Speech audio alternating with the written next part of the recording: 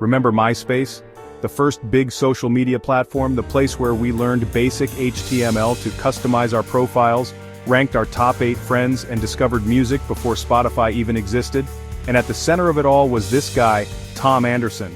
The man who co-founded MySpace. Tom was instrumental in its development, working tirelessly with his team to create a platform that would revolutionize social interaction. He sold it for a fortune and then disappeared. No tech empire, no new startups, no constant chase for more money, just gone, living his best life, traveling the world, and taking stunning photos. His story isn't just about business, it's about something much deeper, the idea that success isn't always about making more money. It's about knowing when you have enough. Before TikTok, before Instagram, and even before Facebook took over the world, MySpace was the social media platform. At its peak, it had over 100 million users. It was the first place where people could create an online identity, interact with friends, and, most importantly, choose the perfect song to play on their profile. And the guy who made it all happen? Tom Anderson. Along with Chris DeWolf, Tom co-founded MySpace in 2003. It grew fast, so fast that just 2 years later in 2005 they sold it to News Corp for $580 million. At the time, it was huge money for a social media platform. Facebook was still in its early days and nobody knew how big social media would become.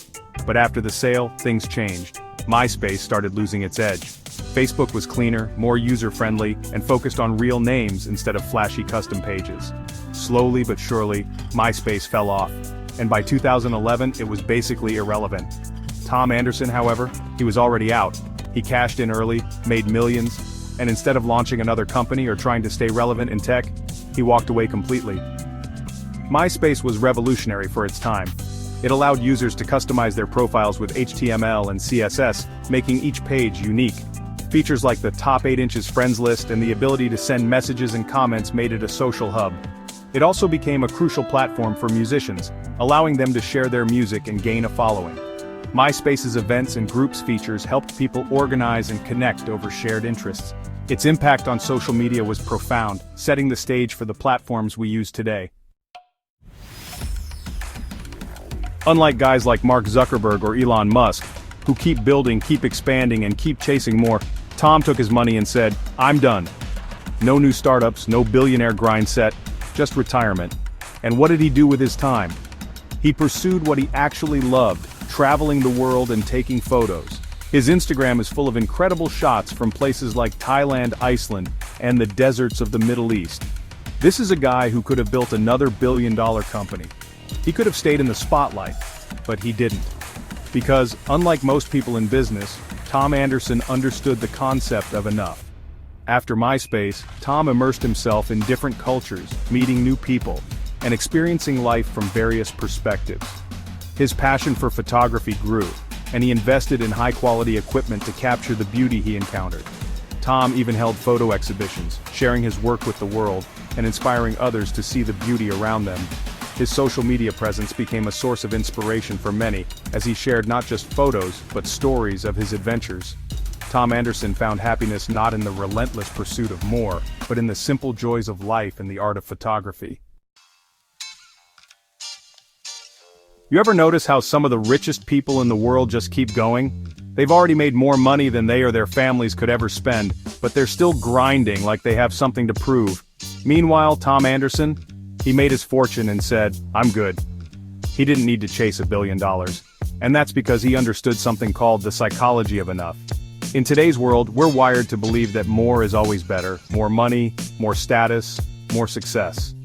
But studies show that after a certain income level, around $75,000 to $100,000 per year in the United States, happiness doesn't increase with more money. Of course, financial security is important, nobody's arguing that. But at some point, more doesn't make you happier. In fact, constantly chasing more can actually make you miserable. It's called the Hedonic Treadmill. The idea is that no matter how much you achieve, your desires reset. You get a raise, and suddenly your lifestyle inflates. You make $1 million and now you want 10. You're always running, but never really getting anywhere. But Tom? He stepped off the treadmill. Instead of chasing more, he focused on enough. Enough to travel, enough to pursue photography, enough to live on his own terms. So the question is, what's your enough?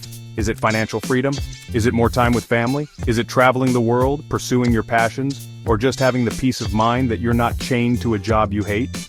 Most people never stop to define it. And because they don't, they spend their whole lives thinking they need more, even when they've already made it. But the truth is, wealth isn't just about the money in your bank account. It's about what that money allows you to do, and more importantly, how it makes you feel. Tom figured that out, and maybe, just maybe, we should too. Research by psychologists like Daniel Kahneman and Angus Deaton has shown that emotional well-being and life satisfaction plateau after a certain income level. Their studies indicate that while money can buy comfort and security, it doesn't necessarily buy happiness beyond a certain point. This is why understanding your own enough is crucial. It allows you to focus on what truly brings joy and fulfillment. Mindfulness and gratitude practices can help you appreciate what you have, rather than constantly yearning for more. Journaling about your values and what you're grateful for can also provide clarity on what enough means for you. Ultimately, the psychology of enough is about finding balance and contentment in your life, just like Tom did. Gap 3S. MySpace may no longer dominate the digital landscape, but its legacy is undeniable.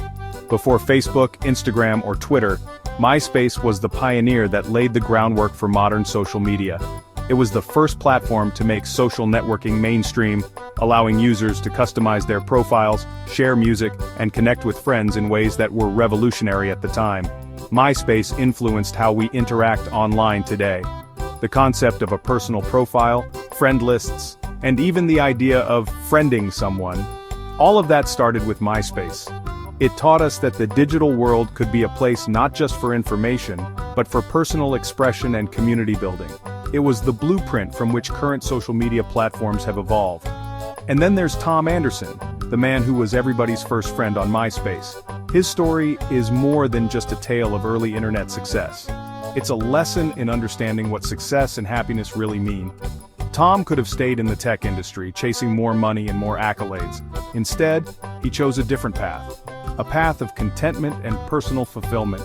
Tom's journey teaches us that success isn't just about how much money you make or how famous you become. It's about living life on your own terms, pursuing passions that bring you joy, and knowing when to say, this is enough. His decision to step back and focus on his love for photography and travel is a powerful reminder that true wealth isn't just financial. It's also about the richness of experiences and the quality of life. So, as you navigate your own journey, remember the legacy of MySpace and the wisdom of Tom Anderson. They remind us that while innovation and progress are important, so is the ability to find contentment and joy in what we already have. It's not just about making a mark on the world, it's also about making sure that mark leads to a fulfilling and happy life. Gap 3S. Now let's move on to our final thoughts and call to action. If you got anything from this video, I hope it's this: don't just chase more. Chase what actually matters to you, whether that's financial freedom, time with family, or just the ability to wake up and say, I can do whatever I want today. So let me know in the comments, what does a rich life look like for you? Let's start that conversation. Reflect on your own life and think about what enough means to you. Is it a sense of peace, a fulfilling career, or simply having time to enjoy the little things? Share your thoughts and experiences. Your perspective might inspire someone else to find their own version of happiness.